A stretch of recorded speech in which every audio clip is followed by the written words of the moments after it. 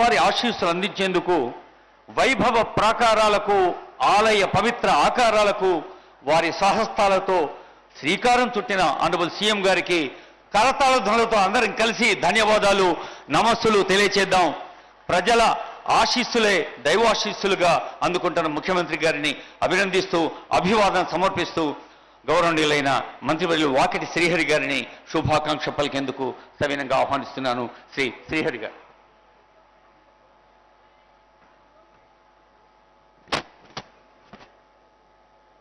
వేదిక మీద ఉన్న పెద్దలు, మనందరి ప్రియతమ నాయకులు,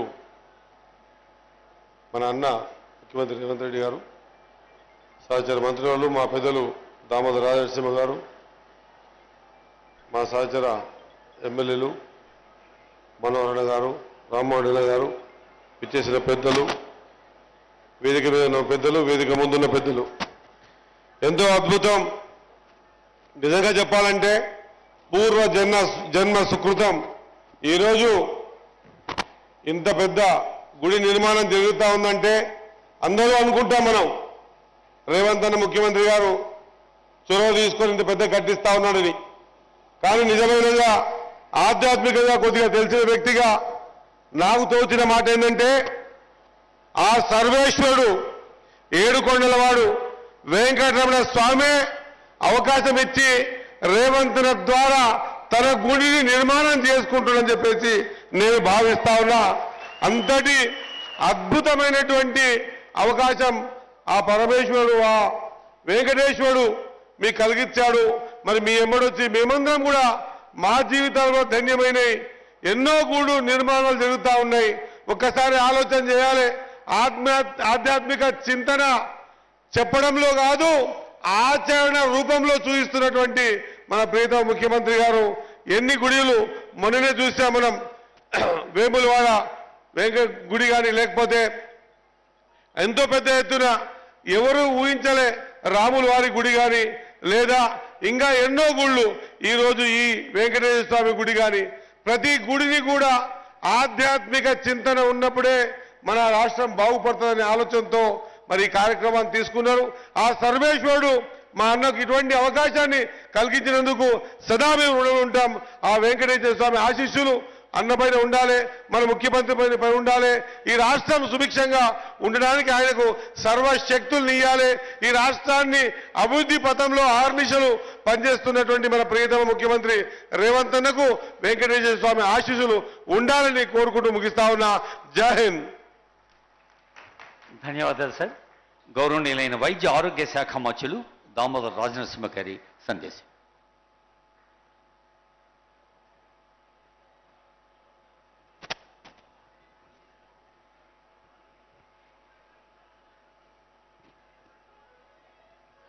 ఈనాటి ఈ అద్భుత కార్యక్రమానికి మన రాష్ట్ర ముఖ్యమంత్రి, మన ప్రియతమ నాయకుడు రేవంత్ రెడ్డి గారు భూమి పూజ చేయడము,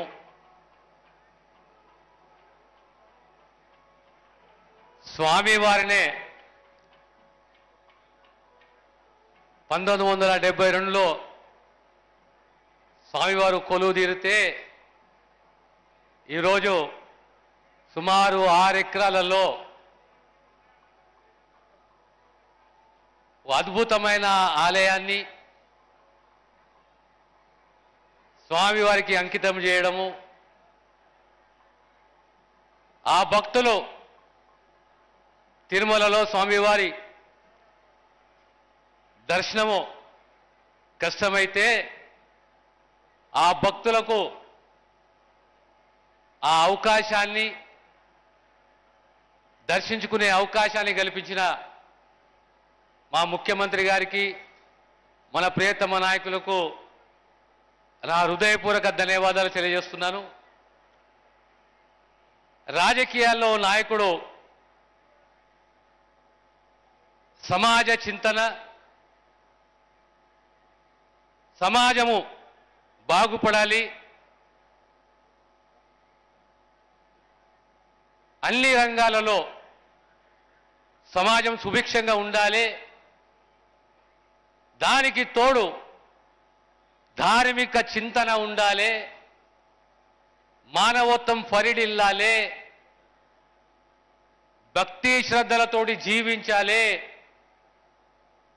ఇలాంటి అద్భుతమైన ఆలోచన, ఒక కమిట్మెంట్, ఓ నిబద్ధత అనేది చాలా మంది ప్రజా నాయకులకు ఉండదు. ఇది నాకు వ్యక్తిగతంగా లేదా మీకు లేదా వేదిక పైన ఉన్న అందరికీ మనమందరం అదృష్టవంతులం. ఇలాంటి సువర్ణమైన అవకాశం మనకు రావడము, ఈ శిలాశాసనాలలో పూజల్లో మేము పాల్గొనడము నేను వ్యక్తిగతంగా అదృష్టవంతునిగా భావిస్తాను.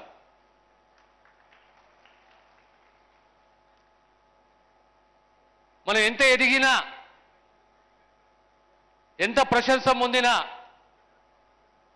ఆ కమిట్మెంటు, ఆ నిబద్ధత, ఆ చింతన అనేది ఉండాలి. అప్పుడే ఆ నాయకుల్లో పరిపూర్ణత వస్తుంది. అలాంటి నాయకుని మనం చూస్తున్నాం ఈరోజు రాష్ట్ర ముఖ్యమంత్రి రేవంత్ రెడ్డి గారు. ఈ ప్రభుత్వానికి మీకు స్వామివారి ఆశీస్సులు ఎల్లప్పుడూ ఉంటాయి. తెలంగాణ రాష్ట్రం, తెలంగాణ సభాషం సుభిక్షంగా ఉండాలి. ఆ చింతనతోటి, ఆ నిబద్ధతతోటి మనం ముందుకు పోవాలి మన రాష్ట్ర ముఖ్యమంత్రి నాయకత్వంలో అని చెప్పి స్వామివారిని కోరుకుంటూ నిస్సలవాలు తీసుకుంటారు. ధన్యవాదాలు సార్. మనమందరం దూరదృష్టి అన్న పదాన్ని వింటూ ఉంటాం, కానీ ఆనరబుల్ సీఎం రేవంత్ రెడ్డి గారి సంకల్పంతో సుదూర దృష్టి అనే అంశాన్ని చూస్తూ ఉన్నాం. That is nothing other than rising 2047. అలా సుదూర దృష్టిలో రానున్న తరాలు తెలంగాణ రాష్ట్రాన్ని ఒక ఉదాహరణగా నిలపాలన్న సంకల్పంతో సాగుతున్న ముఖ్యమంత్రి గారు, సాహసికులు సాధింతురు సాహస భావంబు చేత సామర్థ్యమునన్. వారి సామర్థ్యానికి, సౌహృదయానికి, సౌజన్యానికి, సుదూర దృష్టికి స్వామివారి ఆశీస్సులు ఉండాలని ప్రార్థిస్తూ, కోరుతూ, రోజుకు 24 గంటలు అందులో 3వ వంతు నా తెలంగాణ ప్రజల వంతు అంటూ సాగుతున్న రేవంత్ రెడ్డి గారి సందేశం.